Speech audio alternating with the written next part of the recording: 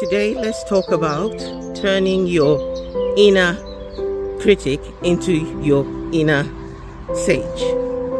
So, last night was a very difficult night for me because I couldn't sleep. And the reason why I couldn't sleep was because I had done something through the course of the day repeatedly that my inner sage did not like. Previously, it would have been okay for me to carry on with those emotions and just believe that, they will pass through and I can just sleep and just kind of accept that, well, it's reality. Because I'm someone who tells people that you need to know both your strengths and your weaknesses. You also need to accept your weaknesses, but focus more on your strengths.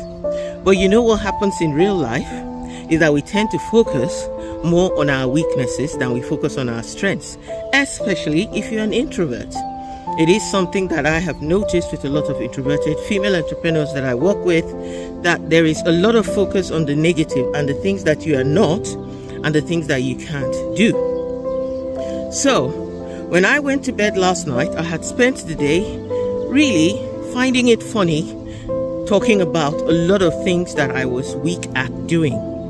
And I laughed it off, joked about it consistently throughout the day with people that I was talking to.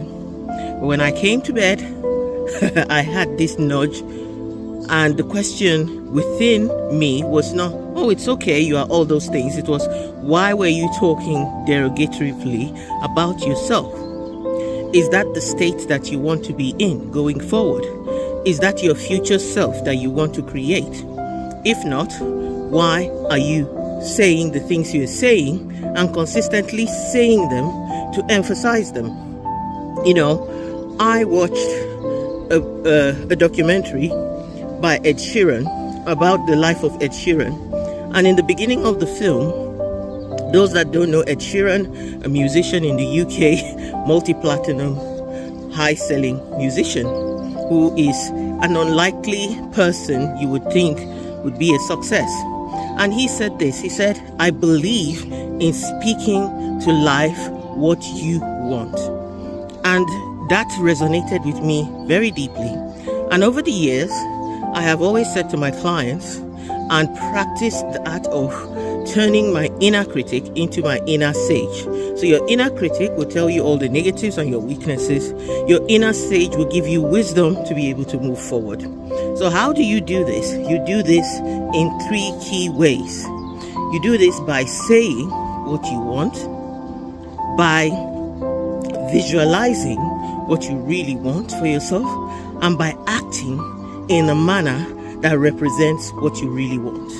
And when you do these 3 things and you have this 3 approach constantly, you find yourself training your inner critic to become your inner sage, because you're saying the things you want your inner critic to hear.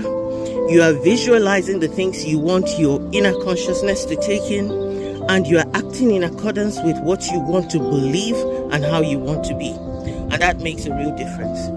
It is part of the reason why I created my new journal, which is coming out in June, which is titled Win the Day for Female Introverted Entrepreneurs. So I hope that you learned 1 or 2 things, or 3 things basically, about how you can turn your inner critic into your inner sage. Take care. God bless.